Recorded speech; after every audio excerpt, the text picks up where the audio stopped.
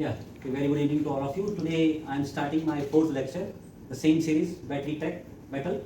So in this lecture, I will teach you regarding the calculation part, how we will calculate the, you can say, benchmarking parameters on the cell level.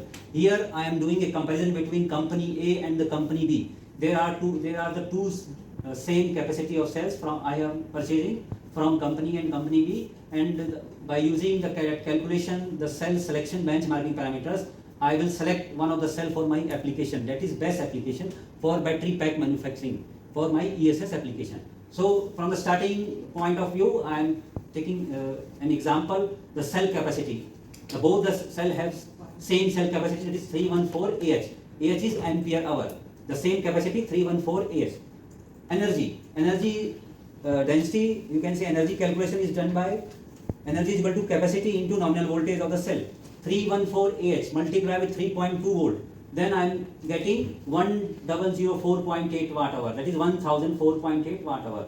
This is the calculation for calculating energy of a cell. Internal resistance IR, this is also most critical parameter for the cell sorting parameter also, and the selection of a cell for making a battery pack. 0.25 milliohm for the A company. For the B company here 0.21 milliohm. So I am those superior performance. I think internal resistance of that company B is 0.21 milliohm. That is less than 0.25 milliohm as compared to company. I will prefer company B cell.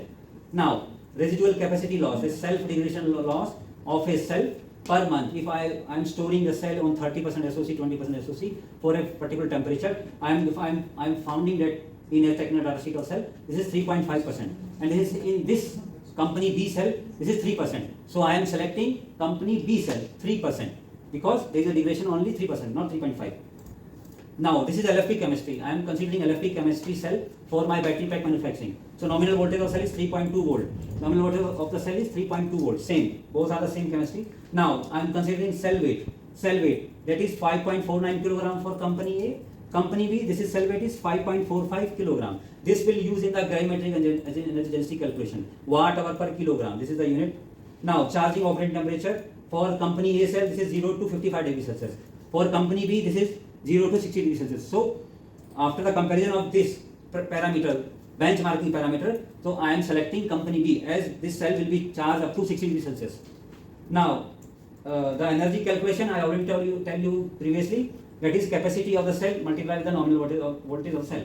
So this is mentioned here, 1004.8 watt hours. Now the first GED benchmarking parameter, that is energy density with respect to the weight of the cell. The calculation is here, energy divided by the weight of the cell, 1004.8 watt hour divided by 5.49, that is 183.02 watt hour per kilogram for company A cell. For company B cell calculation is here, energy density, gravimetric energy density 1004.8 divided by 5.45 kilogram, that is 184.36 watt hour per kilogram. If I compare this benchmarking parameter of both the cells, company A, company B, so company B has 184.36 watt hour per kilogram. For my battery pack manufacturing application, I will select company B. I will prefer company B.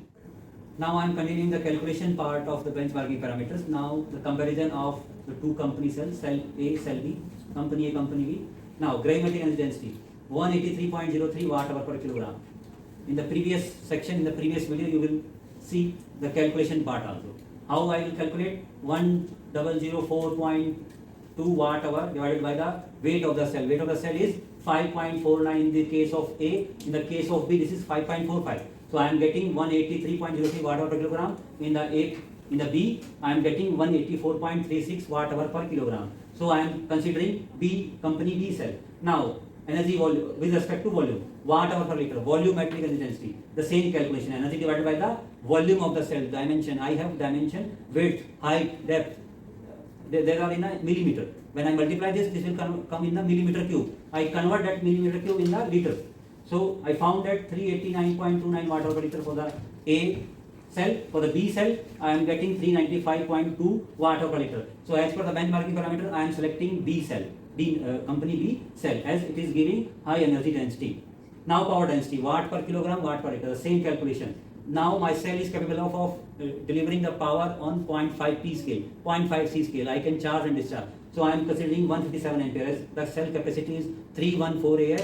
So I am considering 157 ampere current multiply with 3.2 volt nominal voltage divided by the weight of the cell. So I am getting 91.51 watt per kilogram. For a cell B, cell B, company B, power density 157 ampere, multiply with 3.2 volt. The cell of the weight of the cell is 5.45 kilograms. So I am getting 92.18 watt per kilogram. The same calculation on volume scale, watt per liter, power density. The liter, the volume of the cell I get by calculation millimeter cube, by conversion millimeter cube in the liter, that is 2.581 liter. When I divide these values, I am getting 194.65 watt liter. Power density on the scale of volume, the same calculation. Now I am getting 197.63 for the B cell. So I am considering cell B. I am not considering cell A due to the comparison between the power density calculation. Now cycle life, the number of cycles the cell can be stand up to its 70% SOS. This is mentioned in the technical data sheet. So 7,000 cycles it will be run, and it will be run up to 8,000 cycles. So I am considering cell B for battery pack manufacturing, for my battery pack manufacturing for ESS application. Cost per kilowatt hour, I am getting $51.